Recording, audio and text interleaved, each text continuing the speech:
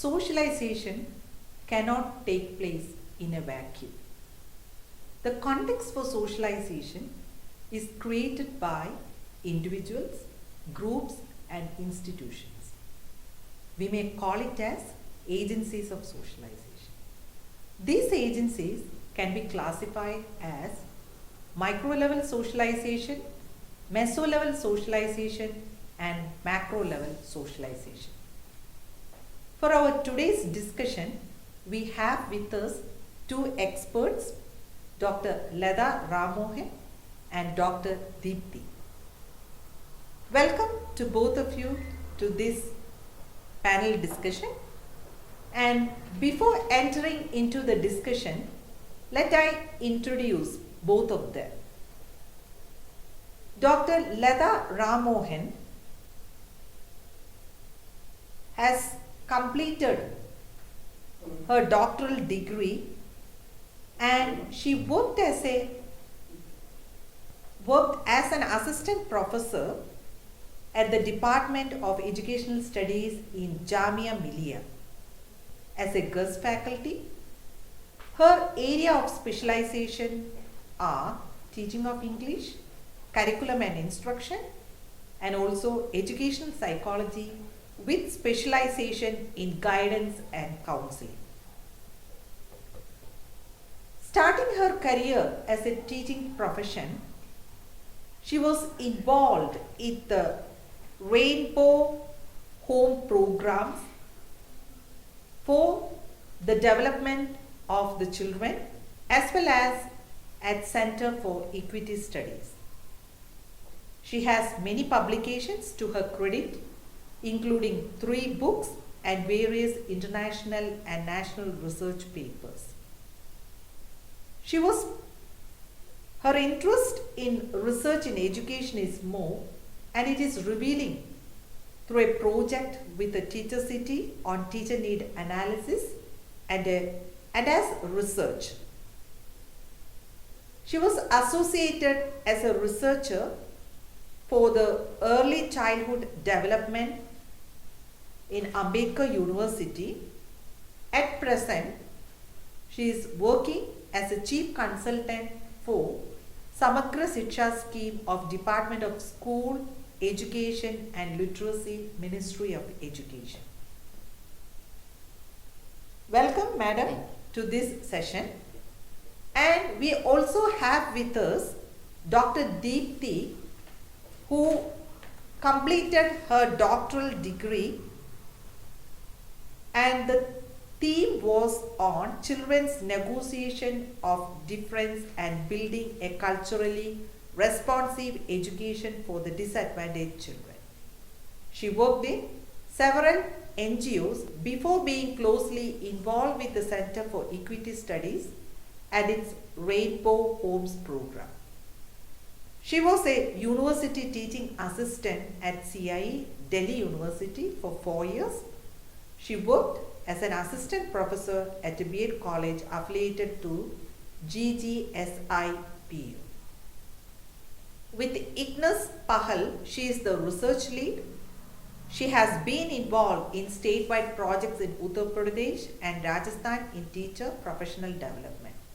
She was part of the team that made Adarshila a foundational learning teacher manual for SSA UP. She has conducted large-scale research and looked at the systemic approach to capacity building of teachers. Recently, she is involved in developing test items for FLN NAS 2021. She has over 10 years of experience. Welcome, Dr. Deepthi, to this discussion. And as I stated in the beginning, that in this video, we are discussing the micro level socialization. Okay, when we talk about the agencies of socialization, we may think of institutions or people. What is your opinion about that? That are these agencies institutions or people? Over to Dr. Leda.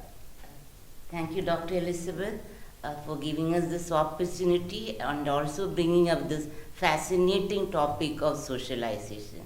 We have seen that socialization is a lifelong process starting from the womb and ending at tomb. Beginning, it starts with birth and goes on throughout the life. And in this process, individuals come across people, come across institutions, and individuals who have a great impact on this process of socialization. These we call as agencies. Now, a child may learn various aspects from this interaction, and they have a profound influence on the socializing process. We don't have watertight compartments of agencies, but any institution, as I said before, any individual or any people who are associated with the individual and helps in the process of socialization. So this is how the agencies go about. So we have seen that it is a lifelong continuous process. One may have one's own identity, one's own interests and aptitude, but what you are to a great extent is determined by these agencies. Okay. Nature versus nurture has been a much debated topic. What is your opinion in this regard, Dr. Lata? Yes, I agree that it's a much debated topic in many forums of psychology, sociology, and environmental studies or biology. This topic is always debated. Nature or nurture? By nature, we mean the genetic factors, the biological composition, which shape one's behavior to a considerable extent. At the same time, how the child is exposed to the external factors like the environment, the learning, the experiences which are derived from outside, it leaves a great mark on the individual. That constitutes the nurture part. Now, if you ask me which is more important, I would say both are very vital. Both the nurturing as well as nurture, both are very, very important for an individual. Yes, both are very much important as what Dr. Lata has stated. Next one, I want to ask that there are a lot of agencies when we look at society. How are the agencies classified? Over to Dr. Deepthi. Thank you, Dr. Elizabeth. Yes, there are various agencies of socialization, and the way we classify agencies of socialization really varies, and it depends on what is the starting point we are looking at. So we will be discussing two ways here. The first one is how Berger and Luckman did it. They divided socialization agencies into two. The first group is primary socialization and secondary socialization. Now what happens here is, as the child is born into a family and interacts closely with family and friends and neighbors, this is the area of her primary socialization. Norms, values, beliefs and attitudes are being built here. Things are more intimate, they are emotionally more connected, learning is more natural. The second part of this is the secondary socialization. This is when the child goes into the school and also interacts with her culture through religion. So here she is again learning of new norms, of beliefs in a different way, and interactions are a little indirect, and she's forming her opinions here and shaping her personality. So that is one way of classifying it. There is another way, Dr. Elizabeth, which is micro, meso and macro level. This is kind of an ecosystem approach now. So when and it is also focused on how the child is socializing herself from immediate to the larger world. So the micro level includes family, peers and neighborhood. At the meso level, she is interacting with the religion, moving into school. And at the macro level, communication is very indirect. And here the child is dealing with social media, electronic media, and mass media, and there she is forming her opinions and also Yes. interacting with the larger world. Okay. So many times we have to adapt to new situations and norms. How do you look at this aspect? Dr. Deepthi can explain how. Yeah, actually, you raised a very interesting aspect of re-socialization because as we understand it, we think of socialization as a developmental process. So a child is born and she develops into the family, moves into the school, moves into the larger world. That is one way of developing self. But what happens is, as the child grows and as adults, we sometimes have to shrug off the self that we are, depending on the roles that we take on. And Erwin Goffman also stated this and said you have to shed off yourself and take on new roles and also adjust to the world. So what happens is there are again two kinds here if we look at it closely. So there is one is voluntary roles that we get into, and there are involuntary roles that we are forced into. So voluntary role is something like when I'm growing up and I'm seeking new job after I graduate. So I get into a role of becoming somebody's colleague. Then I'm interacting with my peer and I'm also looking for a life partner, Yes. and I ultimately settle down with a partner. I come into a different role. I become a mother. I come into a different role. So there are different sets of actions that I start doing. But then there are these involuntary roles that are forced upon us. And if I take an example of a prison, which is a total institution, where when you enter prison for whatever reason, your identity as an individual is taken down. You are given a number, you have a uniform, you have a similar haircut, you get similar routines to follow. So therein you are really tightened into a certain kind of being, and you have to shape yourself into that. Yes, okay, sure. What Dr. Deepthi stated is correct only. So we have to be shaped according to the environment and situations. Family is said to be the cradle of social virtues. Dr. Lata, what's your opinion about that statement? Thank you, Dr. Elizabeth. You rightly said that family is often quoted as a cradle of all virtues. As soon as a child is born into a family, the socialization process begins. It is a bedrock of human society.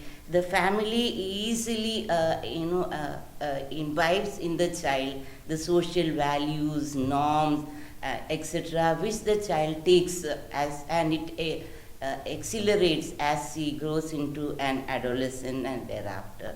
So, as I said, all the virtues, all the the basic forms are all learned at the family level. And Deepthi had earlier mentioned that it is a primary socialization where there is intense interaction, where there is more of face-to-face interaction with the parent. The bonding, as you know, the filial bonding is so much during childhood, infancy, and adulthood. So generally, in society, we can see different types of family structures. Will the family structure really influence adolescents psychologically and socially? is repeatedly, I would say that family involvement is a very, very major factor in the development of a personality. And we have seen that, as you said, there are different structures, the social classes there, people belonging to different strata.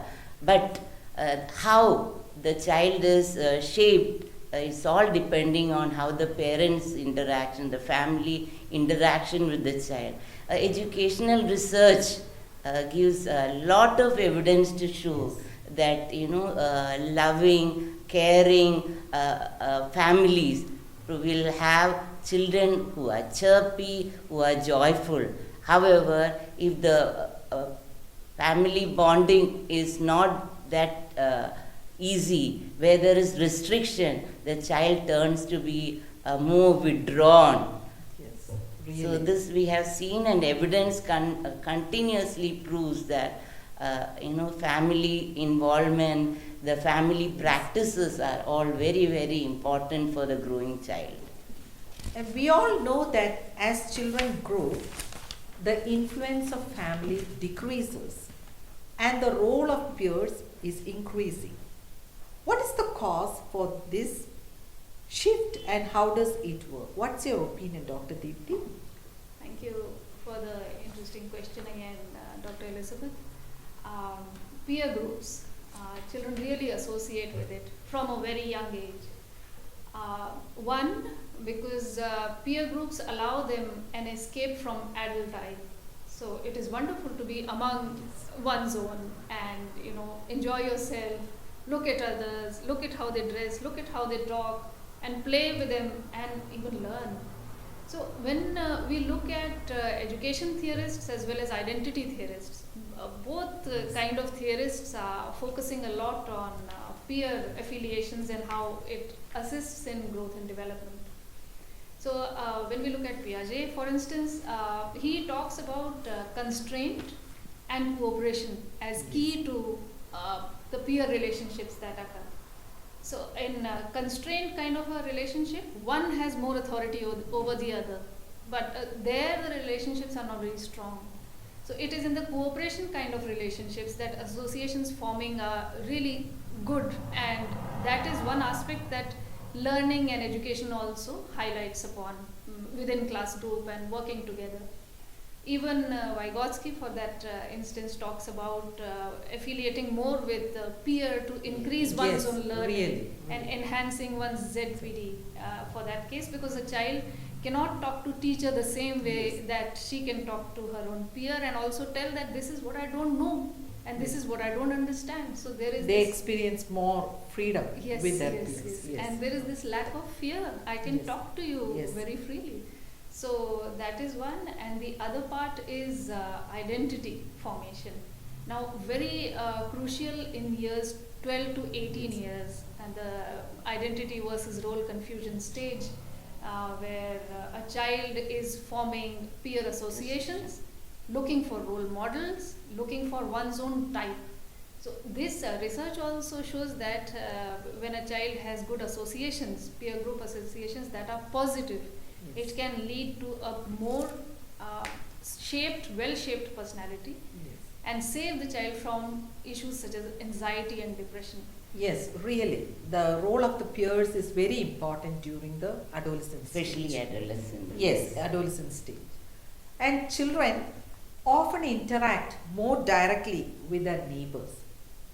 Do you think that neighborhood has any influence during this adolescent stage, Dr. Lalita? Yeah, definitely. Neighborhood, the concept of neighborhood would give us the picture of a miniature society where there are different types of people coming from different, location, different they speak different languages, they belong to different castes, but they all come together, and an individual who is exposed to such diversity would give him a very enriching experience.